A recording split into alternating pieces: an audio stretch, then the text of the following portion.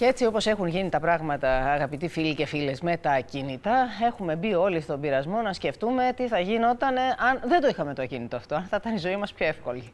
Και αν τελικώς αξίζει τον κόπο να ζει κανείς σε ένα σπίτι ευρύχωρο, ας το πούμε, μεγάλο, που να καλύπτει τέλεια τις ανάγκες της οικογένειας, πώς θα είναι τα σπίτια του μέλλοντος, μήπως στο μέλλον δηλαδή κάποιοι ετοιμάσουν για μας κάποια μικρότερη κατοικία για να μην είναι επιβαρημένοι και από πολλούς φόρους.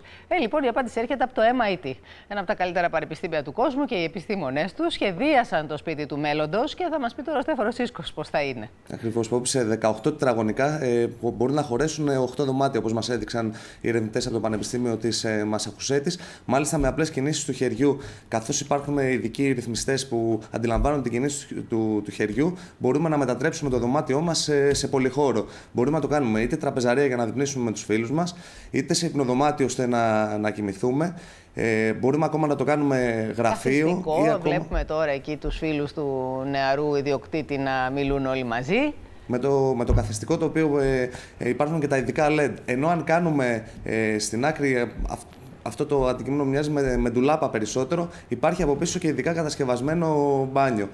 Μας δείχνουν ότι πλέον στις μεγαλοπόλεις δεν μπορούμε να χτίσουμε προς τα πάνω οι ερευνητές του MIT, καθώς δεν μπορούμε να φτιάξουμε πλέον ψηλότερα κτίρια από τους ουρανοξύστες, και μπορούμε πλέον σε μικρά τετραγωνικά με εργαλεία να φτιάξουμε πολυχώρους, στους οποίους θα μπαίνουν πολλά δωμάτια. Μάλιστα, καταπληκτικό το σπίτι αυτό, έτσι. Θυμίζουμε μόνο 18 τετραγωνικά. Εκεί θα ζούμε, στις πόλεις. Δεν θα έχουμε, καθαρίζουμε κιόλας, που λέει και η Κατερίνα, η σκηνοθέτης μας, Κατερίνα Ιβάκλα. Δεν θα καθαρίζει πολύ, τι θα καθαρίζει 18 χώρους, εύκολα.